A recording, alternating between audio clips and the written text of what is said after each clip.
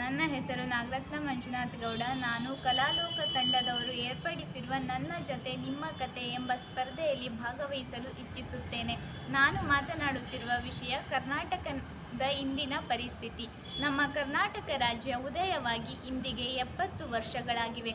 ಆದರೆ ಇಂದೂ ಕೂಡ ನಮ್ಮ ಕನ್ನಡ ನಾಡಿನಲ್ಲಿ ನೆಲ, ಜಲ, ಗಡಿ, ಭಾಷಾ ವಿವಾದಗಳು ಜೀವಂತವಾಗಿದೆ.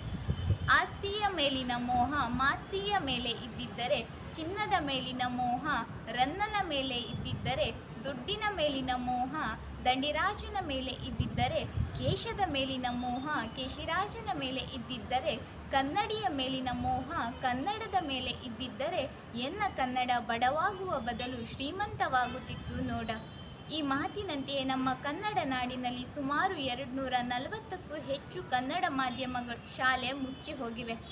1980ರ ದಶಕದಲ್ಲಿ ವಿಕ್ರ ಗೋಕಾಕ್ ಅವರ ನೇತೃತ್ವದಲ್ಲಿ ನಡೆದ ಗೋಕಾಕ್ ಚಳವಳಿಯಿಂದ ನಮ್ಮ ಕನ್ನಡ ಭಾಷೆಗೆ ವಿಶೇಷ ಸ್ಥಾನಮಾನ ದೊರೆಯಿತು.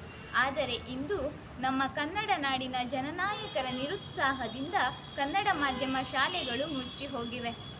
ನರಕಕ್ಕಿಳಿಸಿ ನಾಲಿಗೆ ಸೀಡಿ ಬಾಯಿ ಹೊಲ್ದಾಕಿದ್ರೂನುವೆ ಮೂಗಲ್ ಕನ್ನಡ ಮಾತಾಡ್ತೀನಿ ಅಂತ ಜಿ.ಪಿ. ರಾಜಾರತ್ನಂ ಒಂದು ಕಡೆ ಹೇಳ್ತಾರೆ. ಆದರೆ ಇಂದು ನಮ್ಮ ಕನ್ನಡ ನಾಡಿನಲ್ಲಿ ಕನ್ನಡಿಗರು ಕನ್ನಡ ಮಾತನಾಡದೇ ಇದ್ದರೆ ಕನ್ನಡ ಮತ್ತು ಸಂಸ್ಕೃತಿ ಇಲಾಖೆಯವರು 500 ರೂಪಾಯಿ ದಂಡ ಅಂತ ಘೋಷಿಸುತ್ತಾರೆ. ಇದು ನಮ್ಮ ಕನ್ನಡ ನಾಡಿನ ಇಂದಿನ ಪರಿಸ್ಥಿತಿ. ನಾವು ನಮ್ಮ ಭವಿಷ್ಯಕ್ಕಾಗಿ ಇಂಗ್ಲಿಷ್ ಮಾಧ್ಯಮದ ಕಡೆ ಮುಖ ಮಾಡುವುದರಲ್ಲಿ ಯಾವ ತಪ್ಪೂ ಇಲ್ಲ. ಆದರೆ ನಮ್ಮ ನಾಡಿನ ಭವಿಷ್ಯಕ್ಕಾಗಿ ನಾವೆಲ್ಲರೂ ನಿತ್ಯವೂ ಕನ್ನಡವನ್ನು ಬಳಸಲೇಬೇಕು. ಕನ್ನಡವನ್ನು ಬೆಳೆಸಬೇಕಾಗಿಲ್ಲ, ಕನ್ನಡವನ್ನು ಬಳಸಬೇಕು. ಹಾಗೆ ಗಡಿ ವಿವಾದ. ಕಾವೇರಿಯಿಂದ ಗೋದಾವರಿವರ ಮಿರ್ದು ನಾಡದ ಕನ್ನಡದೊಳ್ ಅಂತ ಕವಿರಾಜ್ಯ ಮಾರ್ಗದಲ್ಲಿ ವರ್ಣಿಸಿದೆ.